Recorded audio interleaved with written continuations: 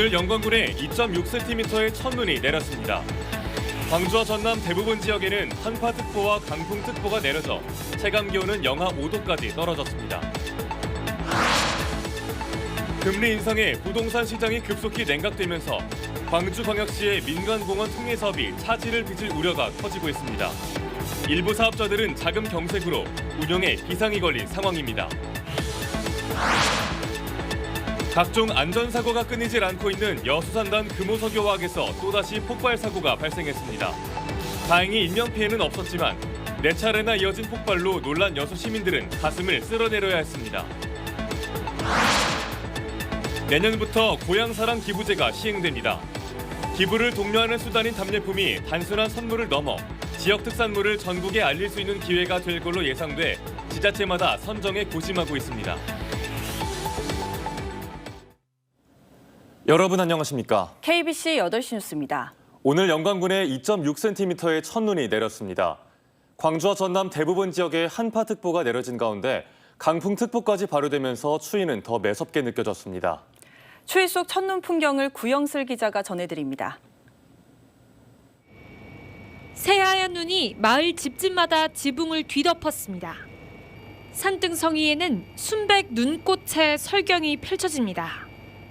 집 옥상에도 많이 쌓였고 뭐 차에도 많이 쌓이고 도로에도 많이 쌓여서 이렇게 많이 올 줄은 몰랐어가지고. 선착장에 모여든 배 갑판 위에도 첫눈치고는 많은 눈이 쌓였습니다. 영광과 목포를 중심으로 전남 서해안 지역에 올겨울 첫눈이 내리며 이렇게 곳곳에 하얀 눈이 소복이 쌓였습니다. 지난해보다 일주일이나 이른 첫눈입니다. 오늘 적설량은 영광 염산 2.6cm를 최고로 무안 운남 0.4cm를 기록했습니다. 기온도 뚝 떨어졌습니다. 광주와 전남 대부분 지역에 한파특보와 강풍특보가 발효돼 최저기온은 0도 안팎, 체감온도는 영하 5도를 나타냈습니다. 갑자기 10도에서 15도가량 뚝 떨어지자 시민들의 옷차림도 방한용품으로 바뀌었습니다.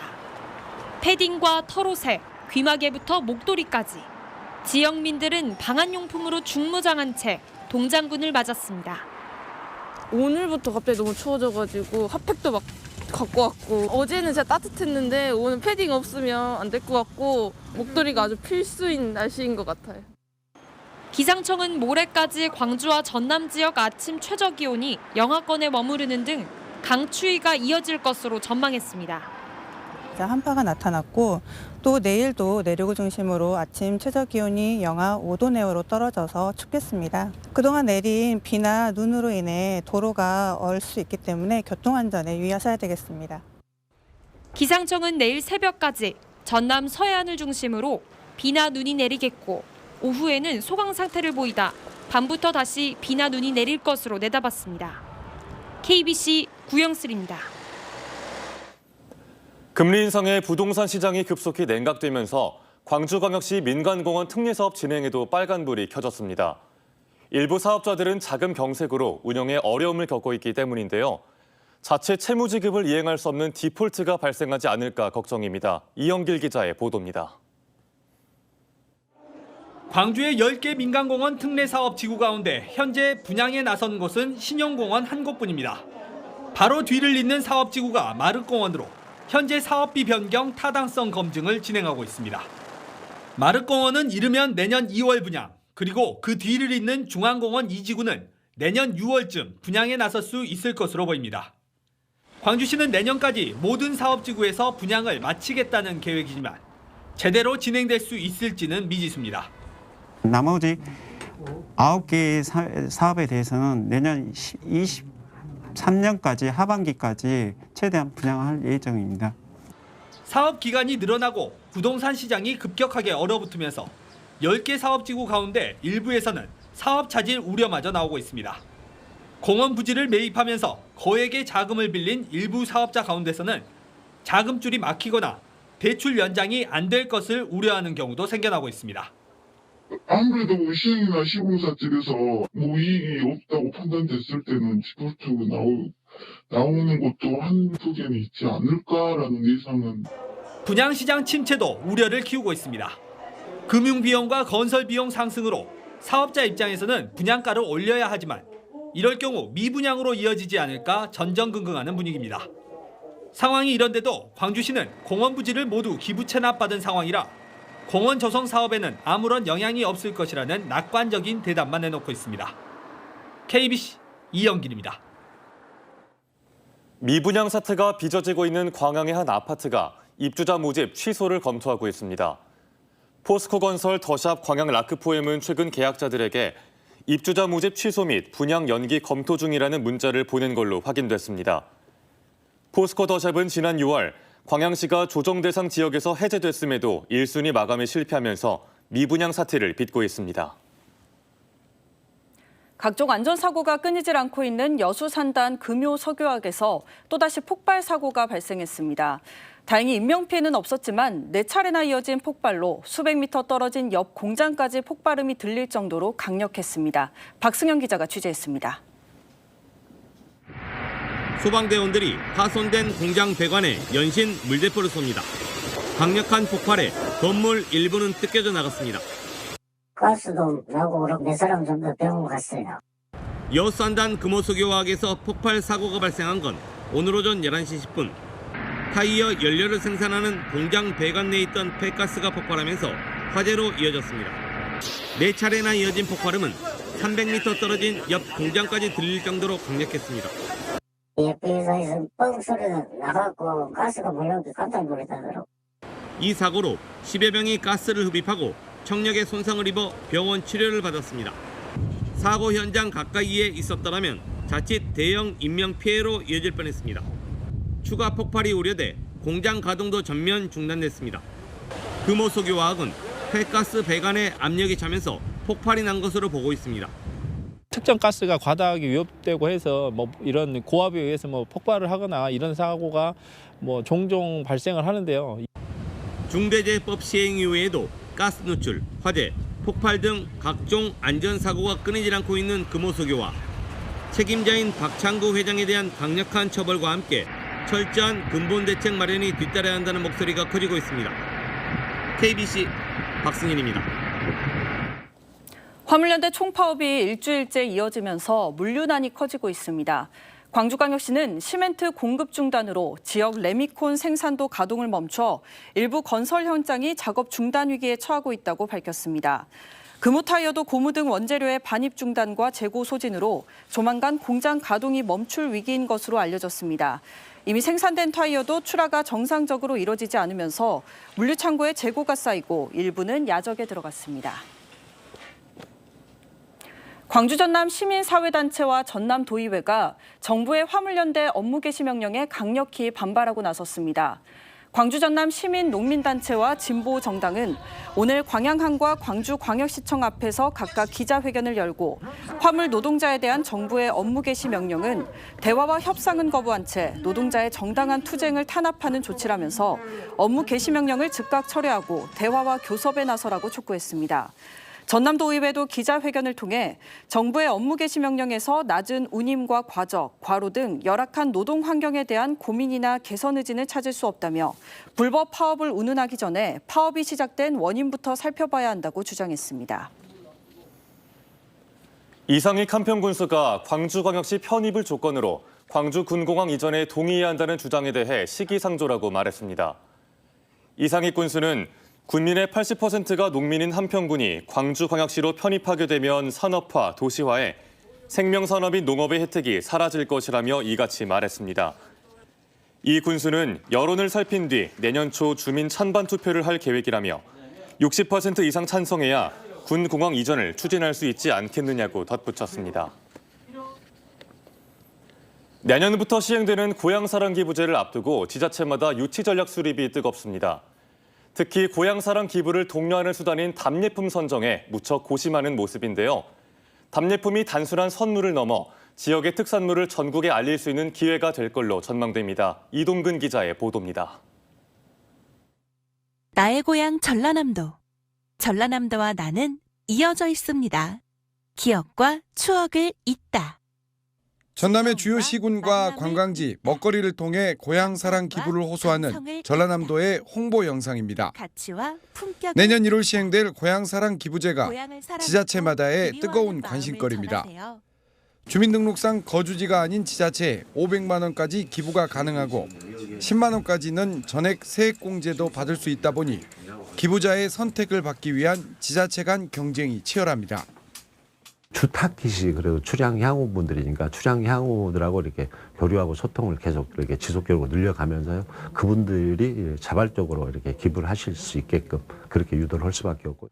기부액의 30%까지 답례품을 지급할 수 있어 전남 지역 시군들은 답례품 선정에 공을 들이고 있습니다. 지역을 대표하는 농수 특산물부터 음식점과 숙박시설 등을 이용할 수 있는 관광 상품권, 심지어 고향 묘소 벌초 대행권까지 다양한 아이디어가 쏟아지고 있습니다. 답례품은 지역의 특산물을 전국에 알릴 수 있는 기회도 되는 만큼 지역 경제 활성화에 큰 보탬을 줄 것으로 기대됩니다. 기부자들께서 주위에 있는 사람들한테 그거를 더 홍보함으로써 우리 신안군이 더 홍보가 되고 그러면 더불어서 우리 지역 경제가 더 활성화되지 않겠는가, 관광권도 더 활성화되지 않겠는가 그렇게 생각을 합니다.